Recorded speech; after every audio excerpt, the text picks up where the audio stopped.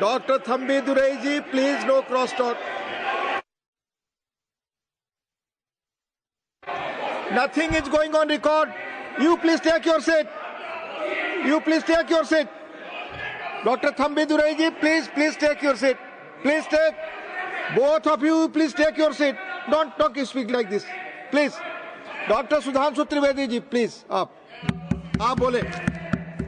माननीय सभापति महोदय, आज इस पुराने वक्त की आखिरी रात में खड़े होकर इस नए वक्त के आगाज की नई सुबह के दिन मैं प्रधानमंत्री श्री नरेंद्र मोदी जी, हमारे अल्पसंख्यक मामलों के मंत्री किरण रिजिजू जी का मैं बहुत इस्तकबाल करता हूं। जब वक्त के ऊपर हम बात कर रहे हैं, वक्त की रुखसती का वक्त आ गया है और नई वक्त की नई सुबह होने का वक्त आ गया है। अगर हमें इस पे बात करनी है तो मुझे चार दृष्टि से बात करनी पड़ेगी। एक, इस बिल के तकनीकी प्रावधान जिस पे बहुत सारे लोग बहुत कुछ बोल चुके हैं। दूसरा है वक्त की अवधारणा, तीसरी है वक्त की राजनीति और चौथा है वक्त की राजनीति के नाम पर होने वाली वह सांप्रदायिक बनाम सेकुलर की राजनीति। सबसे पहले हमारे नेता सदन माननीय नड्डा जी ने बताया कि किस विस्तार के साथ इस वक्त कमेटी ने काम किया, किस शिद्दत के साथ हमारी सरकार ने काम किया। और चाहे वक्त कमेटी के जेपीसी के चेयरमैन हमारे उस सदन के सदस्य जगदम्बिका पाल जी रहे हों, हमारे मंत्री जी रहे हों, सबने जिस शिद्दत से काम किया है, तो उनके लिए मैं माननीय प्रधानमंत्री जी अपनी सरकार की तरफ से कहना चाहता हूं कि उन्होंने एक इबादत के भाव से काम किया है। तो मैं कहना चाहता हूं, इबादतों की तरह मैं ये काम करता हूं, अपने फर्ज को झुककर सलाम करता हूं। फिर भी आप खिलाफत कर रहे हैं तो तेरी मुखालफत से निखरती है शख्सियत मेरी। मैं सियासी दुश्मनों का भी बहुत एहतराम करता हूं। तो इस एहतराम के साथ मैं अब आगे का बयान शुरू करता हूं और मैं ये बताना चाहता हूं कि एक बड़ी सिंपल सी बात है जो अभी माननीय नड्डा जी ने भी कहा। दुनिया के तमाम मुस्लिम देश बता दिए, इस्लाम की धर्म स्थली सऊदी अरब, सबसे बड़ा मुस्लिम देश इंडोनेशिया, जहां खलीफत रही वहां टर्की, और जहां आईएसआईएस का इलाका वहां इराक और सीरिया, वहां कहीं भी कुछ भी नहीं है ऐसा। फिर भी हमारे यहां क्यों है कैसा? तो मैं कहना चाहूंगा सभापति महोदय, एक हिंदी में कहावत होती है, नया मुल्ला प्याज ज्यादा खाता है, परंतु यहां तो जो गैर मुल्ला प्याज बहुत खा रहा था और इतना खा रहा था कि आंसू निकल रहे थे गरीब मुसलमान के भी और देश के भी। इसलिए मैं कहना चाहता हूं सभापति महोदय, अगर छोड़ दीजिए भारत की बात करिए, तो क्या ऐसी कोई शक्ति सिखों के पास है, ईसाइयों के पास है, यहूदियों के पास है, पारसियों के पास है? नहीं है। छोड़ दीजिए, इस्लाम के अंदर आइए। अगर इतना भाईचारा है तो ये सुन्नी वक्फ बोर्ड और शिया वक्फ बोर्ड अलग क्यों है मेरे भाई?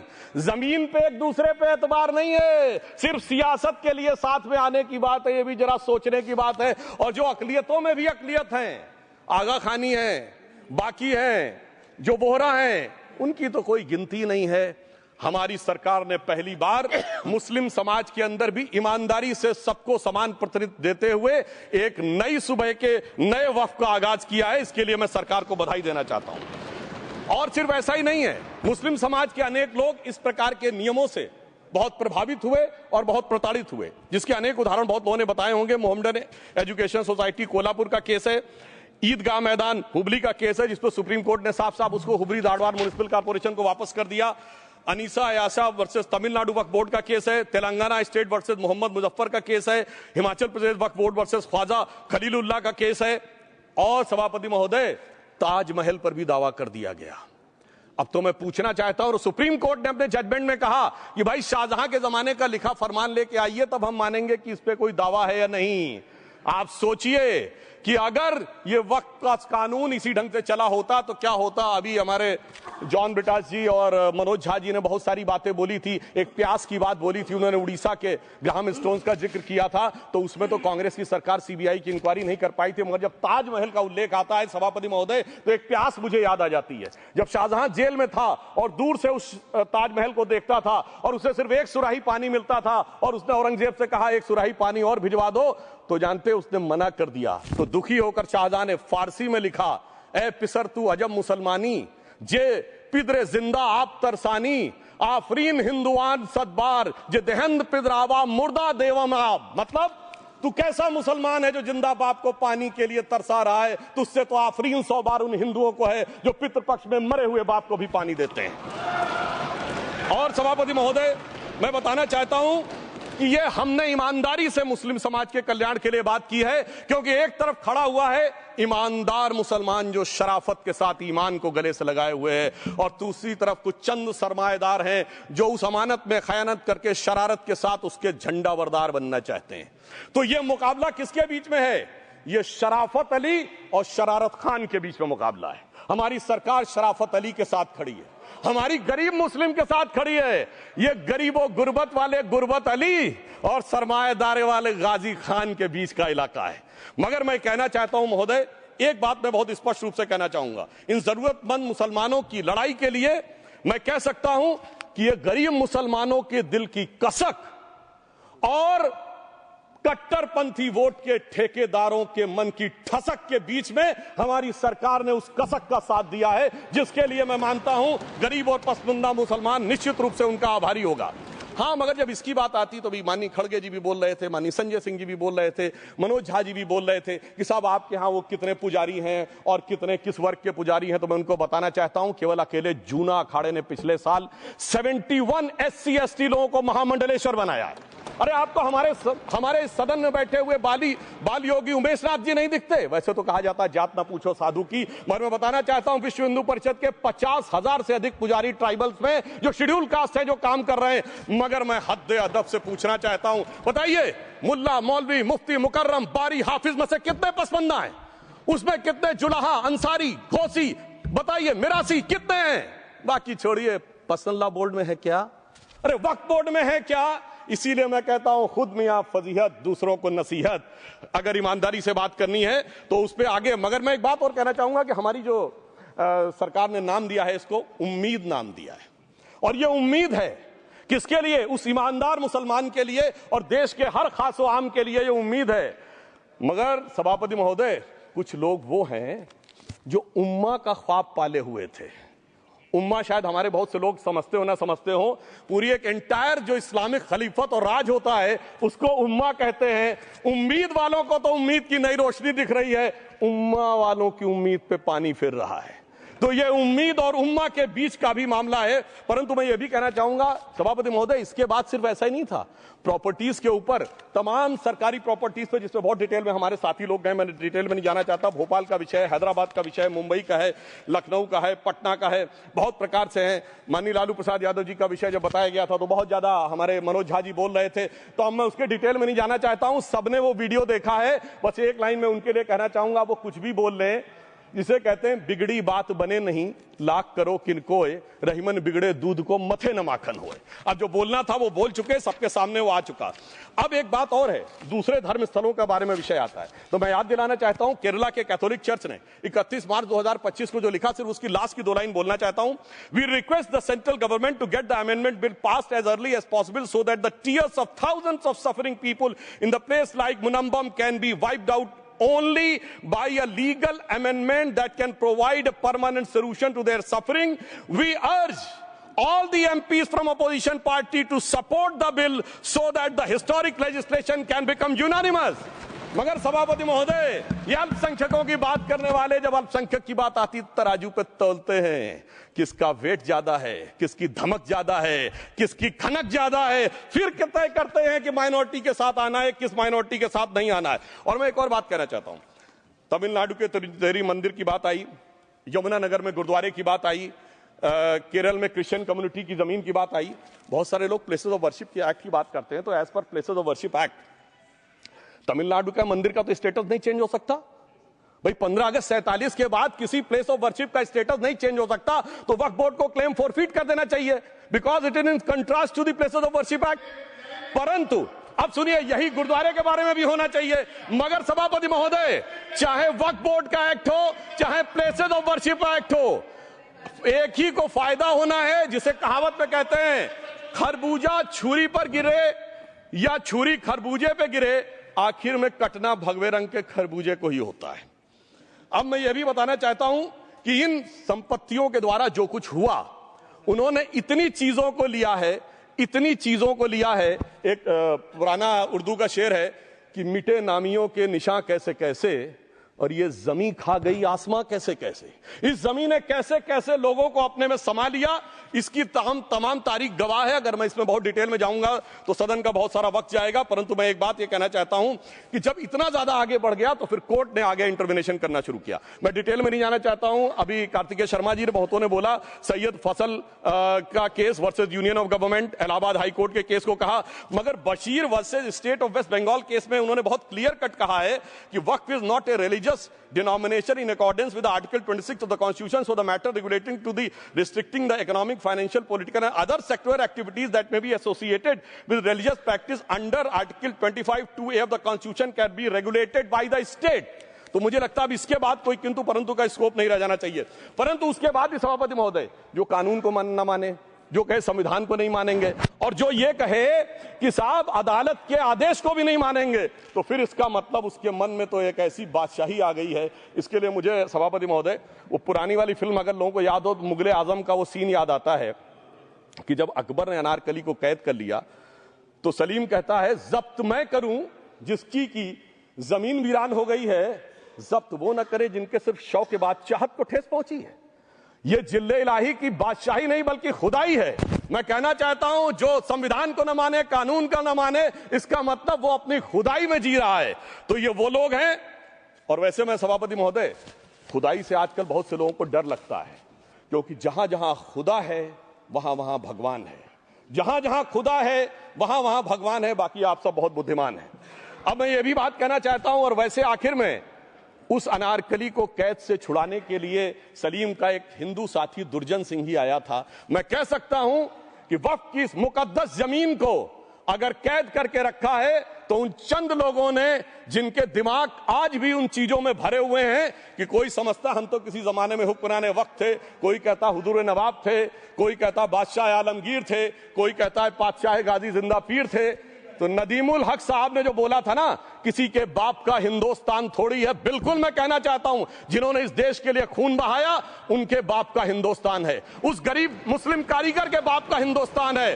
पर जो ये कहते हैं कि आगरे का लाल किला किसके बाप ने बनवाया, आगरे का किला किसके बाप ने बनवाया, दिल्ली का किला किसके बाप ने बनवाया, हैदराबाद का चार मीनार किसके बाप ने बनवाया, उसके बाप का यह हिंदुस्तान नहीं है।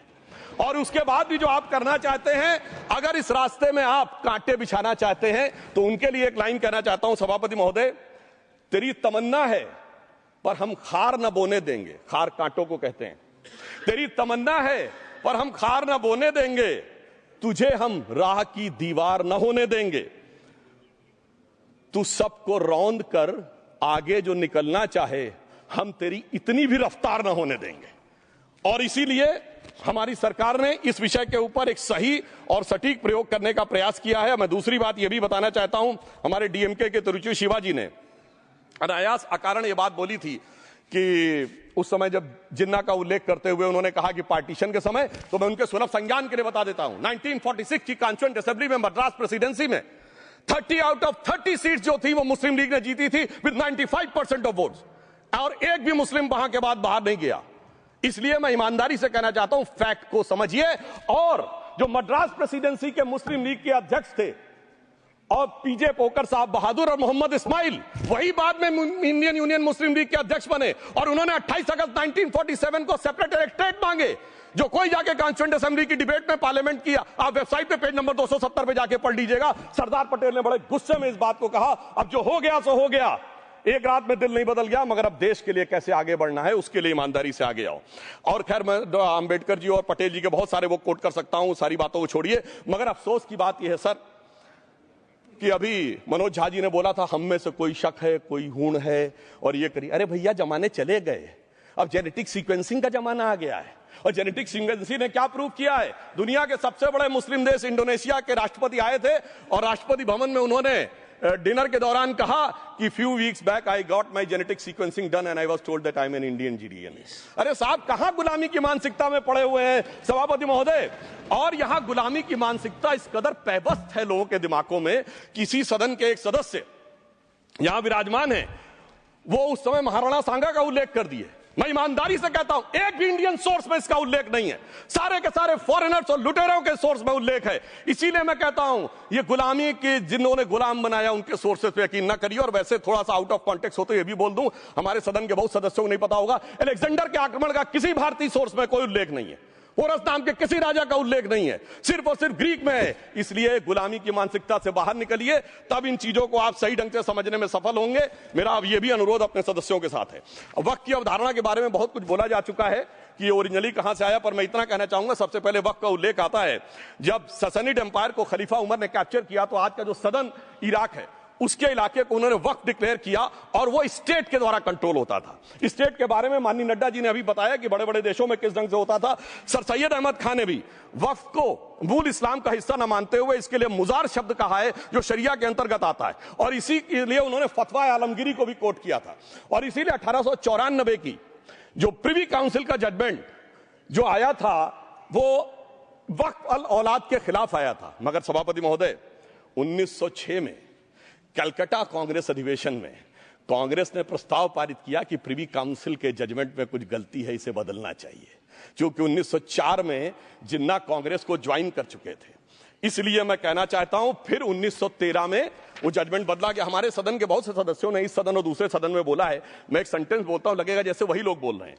वर्ड ये है, कोट है, since the bill was introduced to administer the Muslim law for Musalmans, so the question of public policy does not arise.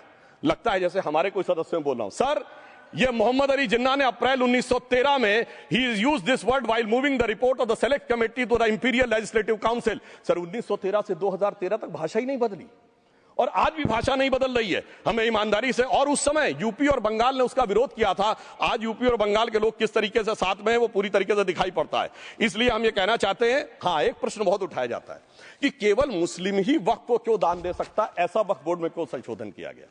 मैं ईमानदारी से कहना चाहता हूं, ऐसा नहीं कि मैं इस्लामिक मामलों का बहुत बड़ा आलिम फाजिल जानकार हूं, मगर इस्लाम में बहुत साफ मान्यता है कि जो गैर मुस्लिम है उसकी इबादत अल्लाह कबूल नहीं कर सकते, उसकी दुआ कबूल नहीं होगी तो दान कैसे कबूल होगा। साहब, हम इस्लामिक भावना का सम्मान कर रहे हैं। हमारे अल्पसंख्यक मंत्री गए थे तो वो मदीना में एक डेफिनेट लेवल तक जा सकते, उसके आगे नहीं जा सकते। अगर इबादत की इजाजत नहीं है तो साहब जायदाद की इजाजत कैसे हो सकती है। मुस्लिम भावना का सम्मान है, और अगर है तो कोई मुल्ला मौलवी मुफ्ती मुकर्रम बारी आज आके बता दे कि कबूल हो सकती है दुआ, तो हम दान भी कबूल करने के लिए तैयार हैं। और तो और छोड़िए साहब, जब आप कहते हैं कि हर चीज हलाल होनी चाहिए, तो साहब हलाल करने की प्रक्रिया नहीं, हलाल करने वाला भी मुस्लिम होना चाहिए, तब वो हलाल होता था। तो मैं पूछना चाहता हूं साहब, काटने के लिए तो हलाल होने के लिए मुस्लिम जरूरी है, और बांटने के लिए बगैर मुस्लिम के भी हलाल होगा, ऐसा तो नहीं हो सकता। तो जो हमारी सरकार ने किया है वो मुस्लिम भावना के सम्मान के लिए किया है। और जहां तक मैं कहना चाहूंगा, हिंदू समाज के बारे में बात करते हैं, हमारे यहां कोई प्रॉब्लम नहीं है। हमारे यहां कोई ऐसा नहीं कि हज पे कोई गैर मुस्लिम नहीं जा सकता। हमारे देखिए कुंभ में 50 लाख विदेशी आए थे और किसी से नहीं कहा या कन्वर्ट हो जाओ। इसलिए मैं कहना चाहता हूं, हिंदुइज्म की धारणा और बाकी धारणा का जो तुलना करने का प्रयास करते हैं वो बहुत उचित नहीं है। मगर सभापति महोदय, इस वक्त ने कई अद्भुत नजारे दिखाए। इस्लाम में जो काफिर से ज्यादा मुशरिक और शिर्क को बुरा माना गया, नहीं जो भगवान को माने ही नहीं। यहां देखिए वो लेफ्ट के लोग जो कहते धर्म एक अफीम है, वो आज खुदाई खिदमतगार बन के खड़े हो गए। सोचिए कैसा बदलाव आया है। और सर, मुझे एक और चीज नजर आती है, एक पुराना गीत था, वक्त ने किया क्या हसी सितम। तो आज मैं कहना चाहूंगा, वक्त ने किया क्या हसी सितम कि मुस्लिम लीग और शिवसेना मिलके हो गए हम। और मैं कहना चाहता हूं, ये मुस्लिम लीग वो है जिसने सेपरेट इलेक्टोरेट की मांग की थी, और इस शिवसेना के उबाटा के हमारे इस सदन के एक सदस्य हैं। और सर, हमारे साथ मुरली जी बैठे हैं, मुरली देवड़ा जी ने मुझे याद दिलाया, उन्होंने मिलिंद देवड़ा जी ने याद दिलाया, उन्होंने कहा एक जमाने में उन्होंने कहा था मुस्लिमों की नागरिकता छीन लेनी चाहिए। इसीलिए मैं कह रहा हूं, वक्फ ने किया क्या हसी सितम, ये दोनों मिलके हो गए हम। और सर, मैं इसके बाद एक टेक्निकल बात करना चाहता हूं। जब इन्होंने टाइम ड्यूरेशन हटा दिया था और बैक में पीछे जा सकते थे, तो मैं पूछना चाहता हूं सर कि जब ब्रिटिश हुकूमत आई तो उसने तो मुगलों सारी हुकूमत ले ली थी, तो उनका मालिकाना हक कैसे हुआ। सर, 1707 के बाद तो इस्लामी हुकूमत दिल्ली से खत्म हो गई थी। एक आखिरी मुगल बादशाह शाह आलम के लिए तो बोला जाता था सल्तनते शाह आलम दे लाल किले ते पालम, यानी आज का आईजीआई एयरपोर्ट। तो साहब उसके बाद ये गुजरात के सूरत से लेकर लखनऊ तक उनका मालिकाना हक निकलने कहां से लगा? अरे भाई, जब दिल्ली को कैप्चर किया था अंग्रेजों ने तो सारी जमीन अंग्रेजों की थी। तो जब मैं अपने कांग्रेस के मित्रों से पूछना चाहता हूं, ये जब गवर्नमेंट ऑफ इंडिया एक्ट में पावर डीड ट्रांसफर की थी तो पढ़े नहीं थे क्या, या खोखले कागज पर साइन कर लिए थे, या कागज सही था, आप खोखला करने की बात है? मैं पूछना चाहता हूं, जब 250 साल तक वो हुकूमत ही नहीं रही तो उस हुकूमत के फरमान की लेजिटिमेसी कैसे हो सकती है? ये मैं कानूनविदों के लिए भी एक फूड फॉर थॉट रखने की बात करता हूं। और दूसरी बात मैं कहना चाहता हूं, ये किन हुकूमतों की बात कर रहे हैं सभापति महोदय? अगर सूरत नगर निगम पे दावा है मुगल के जमाने का और तमिलनाडु के मंदिर पर अरकाट के नवाब का, सभापति महोदय, ये वो हुकूमतें थी जो जजिया लगाती थी, ये वो हुकूमतें थी जो जिम्मी का कॉन्सेप्ट रखती थी, ये वो हुकूमतें थी जो गाजी की बात करती थी। क्या भारत के संविधान में उन हुकूमतों के फरमान को सही मान्यता देना सही है? बिल्कुल गलत है। मैं कहता हूं, बाबा साहब अंबेडकर के संविधान में यदि आप ऐसी हुकूमतों के फरमान को रखने की कोशिश करते हैं तो this is fraud on constitution. और हमारी सरकार ने अगर बैक डेट से वो बंद किया है तो उस फ्रॉड को रोकने की पूरी व्यवस्था की है। और यहां पर मैं ये भी कहना चाहता हूं सभापति महोदय, जमींदारी उन्मूलन 1948 में हो गया, मगर ये बाद में जमींदार कैसे क्रिएट हो गए? हमने बचपन में विनोबा भावे, हम लोग के जन्म से बहुत पहले की बात है, विनोबा भावे जी के भूदान आंदोलन की बात सुनी थी, जिसमें जमींदारों से पैसा लेके जमीन लेके गरीबों को दी जाती थी।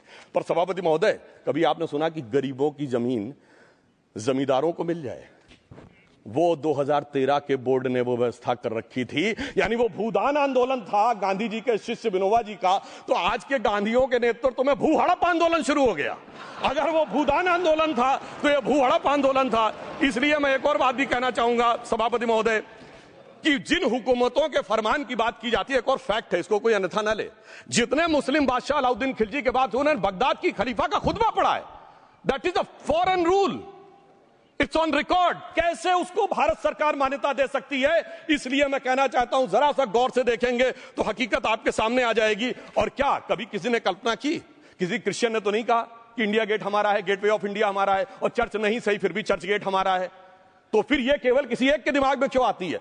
हमने जो इवैक्यू एक्ट के तहत दे दिया था पाकिस्तान के गए लोगों को, क्या हमारे जो सिख और हिंदू भाई आए थे उनकी जमीनें मिली?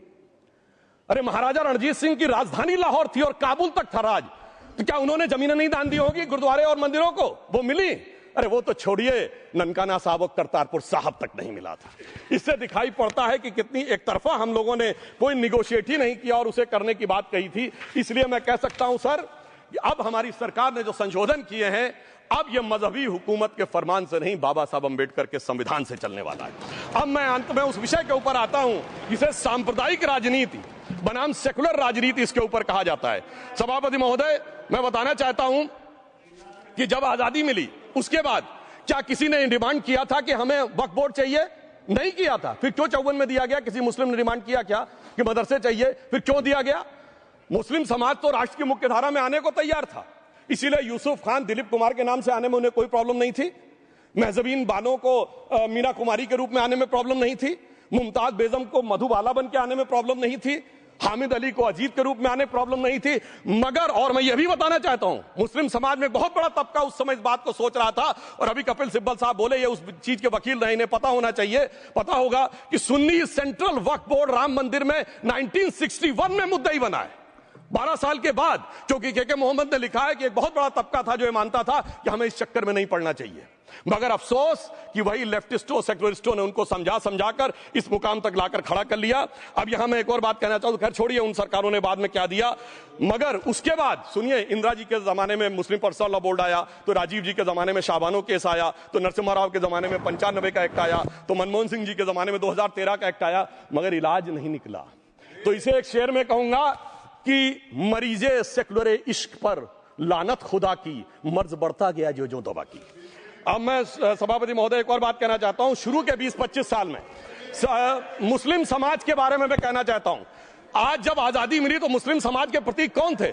उस्ताद बिस्मिल्लाह खां, उस्ताद फरीदुद्दीन डागर, उस्ताद बड़े गुलाम अली, उस्ताद जाकिर हुसैन, जिनकी अभी कुछ दिन पहले डेथ हुई, बड़े बड़े नगमा निवार, हसरत जयपुरी, मजरूर सुल्तानपुरी, साहिर लुधियानवी, कैफी आजमी, जोश मलियाबादी, जिगर मुरादाबादी। अब सर क्या हो गया? तब मुस्लिम समाज इन अदब के शाहकारों के साथ जोड़ा जाता था।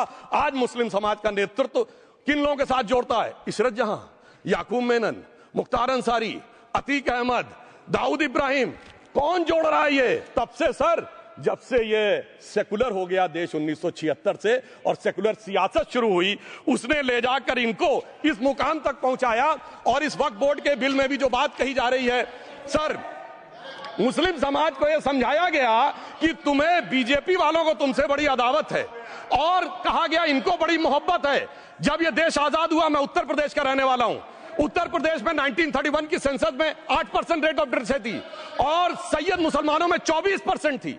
यूपी की ब्यूरोक्रेसी में 20% थे। आज कहां चले गए सब? मैं एक लाइन में कहना चाहूंगा, ये अदावत और मोहब्बत की सियासत में ऐसे फंसे कि किसी को किसी की मोहब्बत ने मारा, किसी को किसी की अदावत ने मारा, मगर इस शराफत अली को सेकुलर सियासत ने मारा। और मैं सभापति महोदय एक और बात कहना चाहता हूं कि चलिए बोलिए। Fauzia Khan, please please, one second, mike is there. Yes, ये बोल रहे हैं मुस्लिम समाज आज का इशरत जहां और फलाना टेररिस्ट के साथ नाम जोड़ रहे हैं। ये बिल्कुल आरोप है सर, इसको एक्सपंज करना चाहिए। ये समाज के साथ अन्याय है। ये बात आपको एक्सपंज करना होगा सर, ये बात को। एक Honorable member, if you would carefully go through what Sudhanshu has said, I am sure you will appreciate his spirit. Just think for a moment. He has not cast any aspersions. Sudhanshu, go ahead. Time में जवाब दूंगा और उसके बाद ये हमारा सदन माने ना माने जो देख रहे होंगे उनके लिए कहना चाहता हूं sir, doctor APJ Abdul Kalam. One second. काहे परेशान? Vaiko ji, honorable members, Vaiko ji, oh my God, Vaiko ji, tell me.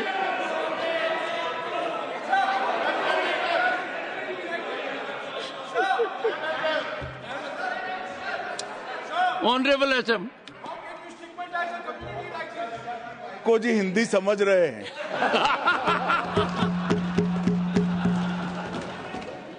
One second. Fauziya Khan, one second. First, I think, one second. Sir क्या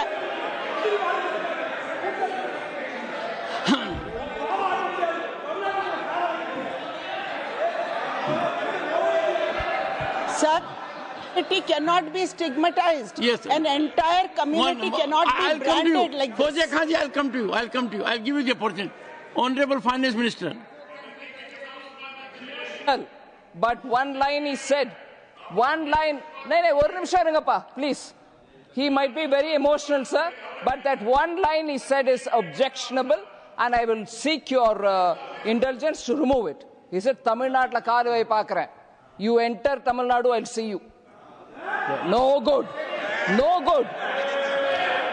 இல்ல தப்பது தப்பு சொல்லக்கூடாது. நீங்க அப்படி பேசுறது தப்பு. நீங்க அப்படி பேசுறது ரொம்பவே தப்பு. இந்த நாட்டுல யார் வேணாலும் எங்க வேணாலும் கால் வைப்போம். யாருக்கும் அதிகாரம் இல்ல ஒரு உயிர் மேல. Honorable Finance Minister. So sir, this is atrocious.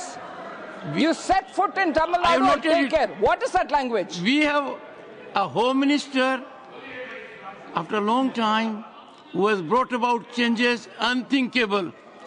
What he said, you can be fully assured. Yes, Honorable Home Minister. Yes, Jairam ji. Minister, please. If the Honorable Finance Minister has found a statement objectionable, Jairam ji, the statement of the Honorable Member stigmatizing a whole community is objectionable. Oh. And what is worse? And what is worse is the chairman lending respectability to that view. Oh my. That is even worse. Honorable that is even worse. मान्यवर सुधांशु जी ने मुसलमानों के लिए कुछ नहीं किया है, India alliance के लिए किया है। अब मैं एक एक कर कर बता देता हूं। अरे सुनो ना भाई, आप सुनो तो। अरे दिग्विजय सिंह सुनिए, मैं खड़ा हूं ना अपने पैर पर। मान्यवर, सुधांशु जी ने कहा इशरत जहान, यही एनसीपी पार्टी ने इशरत जहान के घर पर जाकर रुपयों का इनाम भी दिया था और उसको शहीद बताया था। दूसरा कहा अतीक अहमद किस पार्टी से थे? इंडिया अलायंस की। दूसरा कहा अंसारी किस पार्टी से? कांग्रेस और इंडिया अलायंस के। ये सारे नाम आपके साथ जुड़े हैं भाई। उल्टा उन्होंने तो मुसलमान कम्युनिटी से तो ढेर सारे शायरों का नाम दिया जिन्होंने साहित्य की सेवा की और ढेर सारे साहित्य की रचना की। Sudhanshu, he's not yielding now. सबसे पहले मैं तमिलनाडु का जवाब देना चाहता हूं। Yes. सभापति महोदय, तमिलनाडु से ही डॉक्टर एपीजे अब्दुल कलाम थे और मैं सारे सदन से कहना चाहूंगा, डॉक्टर कलाम का नमाजे जनाजा और याकूब मेनन का नमाजे जनाजा एक ही दिन हुआ। कितने लोग याकूब मेनन के नमाजे जनाजा में गए और कितने डॉक्टर कलाम के नमाजे जनाजा में गए? डॉक्टर कलाम मेमोरियल पे कितने लोगों की फोटो है? दिखाएं मुझे, सोशल मीडिया पे पोस्ट की हो। मगर अफजल हालात का मारा था, आपके एक मंत्री का ऑफिशियल ट्वीट है, वो इस सदन के सदस्य नहीं तो मैं नहीं बोल रहा हूं। याकूब मेनन की जुडिशियल किलिंग हुई, आपके एक नेता का, मिनिस्टर का ऑफिशियल ट्वीट है, सदन के सदस्य नहीं है इसलिए नहीं बोल रहा हूं। और सर 26/11 आरएसएस ने कराया, सदन के सदस्य बैठे हुए हैं। हाफिज साहब और सुनिए, जाकिर नायक शांति का मसीहा सदन में सदस्य बैठे हुए हैं। सर किसने जोड़ा? मैं नहीं कह रहा हूं जोड़ा, हमने किससे जोड़ा मैं बताना चाहता हूं। मैं अपनी बात, सर मैंने नाम किसी का नहीं लिया। सर आपने उड़ता तीर क्यों पकड़ लिया? सर मैंने नाम नहीं लिया, उड़ता तीर क्यों पकड़ लिया? सर मैं पूरी बात करूं। सर मैं कहना चाहता हूं, हमारी सोच मुस्लिमों के बारे में और इनकी सोच में क्या अंतर है। देखिए, जिन लोगों ने मुस्लिम हिस्ट्री नहीं पढ़ी उन्हें मैं बताना चाहता हूं। एक दो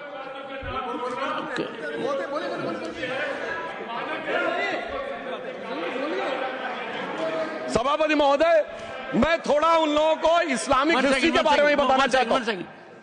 honourable Digvijay Singh, please, no I'll give a chance. I'll give. माननीय सदस्य, ऑनरेबल दिग्विजय सिंह जी।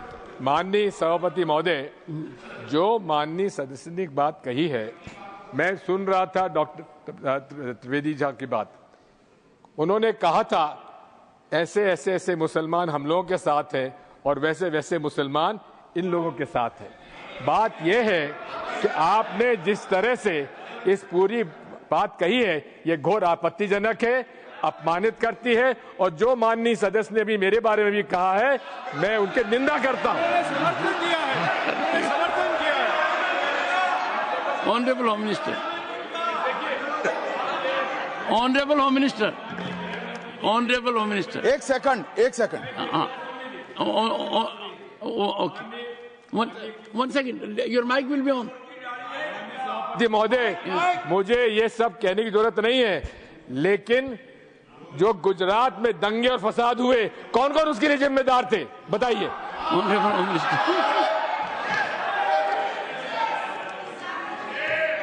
मान्यवर, मैं ध्यान से बारीकी से पूरे संवाद को सुन रहा हूं। माननीय सदस्य सुधांशु जी ने दिग्विजय सिंह का नाम नहीं दिया। अब वो खड़े होकर कहे मेरे बारे में कहा, इससे साबित हो गए। और अभी भी मौका है, आपने नहीं कहा है कि 26/11 के हमले में आरएसएस का हाथ था, तो अभी खड़े होकर माइक चालू कराकर बुलवा दीजिए। माननीय, और आपत्तिजनक बात है, मैंने ये बात कभी नहीं कही है, ये आप लोगों का प्रचार है। मेरी आपत्ति इस बात की थी कि सभी माननीय सदस्य ने और बात कही है कि अब हमारे तरफ ऐसे ऐसे मुसलमान थे और वैसे वैसे मुसलमान हम लोग की तरफ थे। ये पूरे समाज के साथ, पूरे अल्पसंख्यक समाज के साथ अपमानजनक बात है।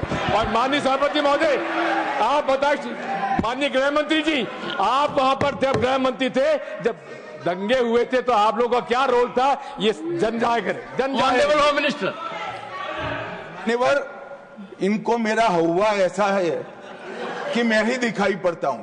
आपकी सुनिए, अब सुनिए ना दिग्विजय सिंह, सुनिए 1 मिनट सुनिए। दंगे शांत होने के बाद 18 महीने के बाद मैं गृह मंत्री बना, दंगा हुआ तब मैं गृह मंत्री नहीं था। सुधांशु त्रिवेदी, संदर्भ में किसी का नाम नहीं लिया। अजीज बर्नी की किताब थी 2611 एंड आरएसएस कॉन्स्पिरेसी, कोई जाके चेक कर ले उसमें कौन कौन कहां कहां था। अब मैं मुसलमानों के बारे में कहना चाहता हूं, मुस्लिम समाज के लिए। बहुत से लोग ऐसे हैं जिनको मुस्लिम समाज की हिस्ट्री नहीं पता है। मैं बताना चाहता हूं, भारत से जब न्यूमेरिक सिस्टम सबसे पहले गया तो अल जहार थे सबसे पहले, जिन्होंने जाके 1793 में जो सूर्य सिद्धांत था उसका अरबी में ट्रांसलेशन हुआ सिंध हिंद। और हम बता रहे हैं हम किस तरह के मुस्लिम को साथ रखते हैं। डॉक्टर कलाम से बड़ा आलिम इस्लाम में साइंसदान नहीं हुआ, और आरिफ मोहम्मद खान साहब जो बिहार के गवर्नर हैं, उनसे बड़ा आलिम फाजिल मुसलमान आज सियासी जमात में तो नहीं होगा, ये मैं दावे के साथ कह सकता हूं। मगर मैं बताना चाहता हूं सर, उसके बाद उन्होंने एक किताब लिखी, एक सर 10th सेंचुरी के मुस्लिम राइटर थे जिन्होंने किताब लिखी, उसका नाम था the compendious book of balancing and completion according to Hindu calculation, जिसको शॉर्ट में अल जब्र कहा गया, और वहां से अलजबरा निकला। और सर उसके बाद अल ख्वारिज्म आया। और सर आज मेरे ख्याल से सदन के बहुत से लोगों को नहीं पता होगा, ये जो एल्गोरिथम वर्ड है ये अल ख्वारिज्म से आया हुआ है। एक जमाने में इस्लाम में बैतुल हिकमत था, यानी वो सबसे बड़ा हिकमत का केंद्र था, जब एक से एक लोग होते थे। बहुतों को नहीं पता होगा कि कोलंबस ने जिस नक्शे के थ्रू दुनिया ट्रेवल किया था वो बनाने वाला भी एक मुस्लिम था, अल इदरीसी।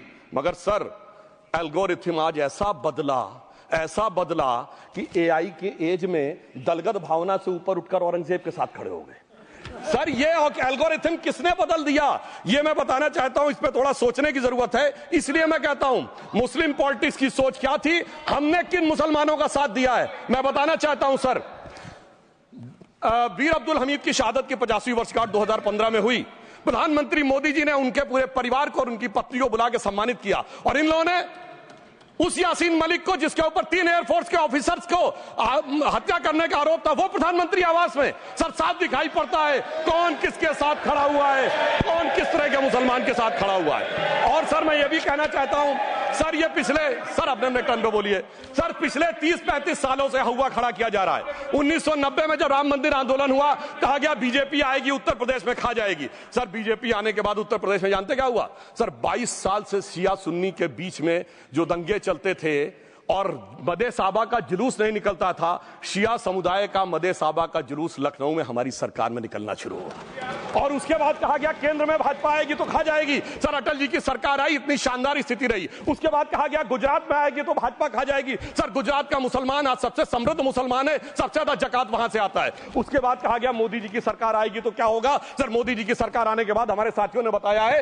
अल्पसंख्यक समुदाय के 70% लोग हैं जिनको किसी न किसी एक योजना का लाभ जरूर मिला है। और सर फिर कहा गया सीए आएगा तो नागरिकता छिन जाएगी। सर उसके बाद भी आपने सब देखा, और सर हम बचपन में सुनते थे कि राम मंदिर बनने लगेगा तो मिडिल ईस्ट के देश पेट्रोल देना बंद कर देंगे। सर राम मंदिर भी बन रहा है, और भारत मिडिल ईस्ट कॉरिडोर भी बन रहा है, और अबू धाबी में भी मंदिर बन रहा है, और 4 मुस्लिम देशों ने सर्वोच्च नागरिक सम्मान मोदी जी को दिया हुआ है। इसलिए मैं कहना चाहता हूं सर, मर्ज हो तो उसका इलाज किया जा सकता है। जैसे हमारे यहां वैद धनवंतर माने गए हैं, इस्लामी अकीदे में वैद हकीम लुकमान माने गए, तो कहा गया है उनके लिए कि इसमें क्या रखा है, देखे है जो तू आन के पास, बदगुमा वहम की दारू नहीं लुकमान के पास। यानी मर्ज का इलाज है, पर वहम का इलाज तो हकीम लुकमान भी नहीं कर सकते जो आपने पाल कर रखा है। मैं कहना चाहता हूं हम किन मुसलमानों की बात करते हैं। आप गंगा जमुनी तहजीब की बात करते हैं। सर दारा शिकोह औरंगजेब का बड़ा भाई था, उसने उपनिषदों का अध्ययन किया, संस्कृत में अनुवाद कराया और नाम रखा सिर्रा अकबर, यानी वर्ड्स ऑफ गॉड।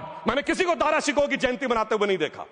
मैं पूछना चाहता हूं बेगम बीबी ताज, उनके घर पे जाते किसी ने सुना? सर ये बताइए, आलम शेख इतने बड़े कृष्ण भक्त के कवि, किसी ने सुना उनके घर पे जाते हुए? मलिक मोहम्मद जायसी जिन्होंने पद्मावत लिखा, उत्तर प्रदेश के रहने वाले, उनके घर पे कोई गया?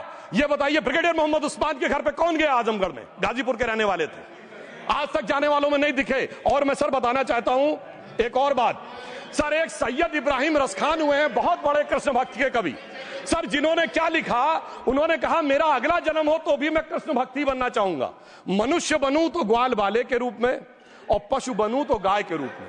उन्होंने कहा मानुष हो तो वही रसखान बसों ब्रज गोकुल गांव के ग्वारन, जो पशु हो तो कहा बस मेरो चरो नित नंद की धेनु मजारन। सर उन्होंने कहा गायों के बीच में नंद बाबा की गायों में जन्म लेना चाहूंगा, मगर सर आज एक ऐसे नेता आए हैं इस देश में जिनको गायों से बदबू आने लगी है, तो उनके लिए मुझे मेरे मन में भाव आता है सर कि श्री रामचंद्र कह गए सिया से ऐसा कलयुग आएगा, गोपालक श्री यदुवर कुल में एक ऐसा नेता आएगा जिसे बकरे कटने में खुशबू मिलेगी, गौ माता में बदबू पाएगा। रामचंद्र कह गए सिया से कैसा कलयुग आएगा। अब सर मैं एक और बात भी कहना चाहता हूं, हम किनको मानते हैं सर, नजीर अकबराबादी को सुनिए, कृष्ण भक्त के लिए क्या कहा। सर मैं एक बोलना चाहता हूं, बुल्ले शाह ने क्या कहा, बुल्ले शाह ने कहा अभी होली गुजरी है, उसने कहा था आज होली खेलूंगी मैं कर बिस्मिल्लाह। उन्होंने आगे कहा अलस्तु बिरबिकुम प्रीतम बोले, सब सखियों ने घूंघट खोले, नाम नबी की रतन चढ़ी, सुनिएगा, नाम नबी की रतन चढ़ी और बूंद पड़ी अल्लाह अल्लाह, आज होली खेलूंगी मैं कर बिस्मिल्लाह। तो मैं भी कहता हूं अब बिस्मिल्लाह करिए और उसके बाद हमारे इस सहयोग करिए, इस सकारात्मक उसका, वरना अल्हम्दुलिल्लाह जो हम मुसलमानों के लिए और देश के लिए करना चाहते हैं उसमें हमें सफलता जरूर मिलेगी। अंत में मैं सिर्फ ये कहना चाहता हूं सर, तमाम प्रकार की बातें यहां पर हुई, सकारात्मक और नकारात्मक, मगर अफसोस की बात यह है कि 1913 के वक्फ वाल औलाद से लेके 2013 के वक्फ वाल औलाद तक इनकी फितरत नहीं बढ़ती, क्योंकि सर ये तो पार्टियां ही अल औलाद हैं, तो इनको तो उससे बहुत ज्यादा वो होगी। पर मैं सिर्फ अंत में कहना चाहता हूं सर, अपनी सोच बदलिए। आप जिस कश्ती पे सवार होकर इस दरिया को पार करने की कोशिश कर रहे हैं, पिछले 75 साल में नहीं कर पा रहे हैं, 10-12 साल में बहुत हिचकोले खा रहे हैं, तो कश्ती और रास्ता बदलिए। तो इनके लिए अंत में एक पंक्ति कहते हुए बात समाप्त करना चाहूंगा कि इन्होंने कश्ती भी नहीं बदली, दरिया भी नहीं बदला, पर इन डूबने वालों का जज्बा भी नहीं बदला, पर है शौक सफर ऐसा, एक उम्र हुई हमने मंजिल भी नहीं पाई, रास्ता भी नहीं बदला। अब अगर नई मंजिल पानी है, नई मंजिल की नई सुबह देखनी है, तो मैं कहना चाहता हूं आइए सबको साथ लेकर चलिए। और एक ऐसा वक्त आया है जब मैं जो हमारे किरण रिजिजू जी ने कहा था कि मैंने एक शम्मा जलाई है हवाओं के खिलाफ, तो मैं प्रधानमंत्री मोदी जी की तरफ से कहता हूं कि हमें इल्जाम मत दीजिए, बहुत अफसोस होता है, हमें इल्जाम मत दीजिए, बहुत अफसोस होता है। बड़ी तरकीब से कश्ती यहां तक लेके आए हैं और बदल देते हैं हम दरिया की लहरें अपनी हिम्मत से, आंधियों में भी अक्सर चिराग हमने जलाए हैं। धन्यवाद।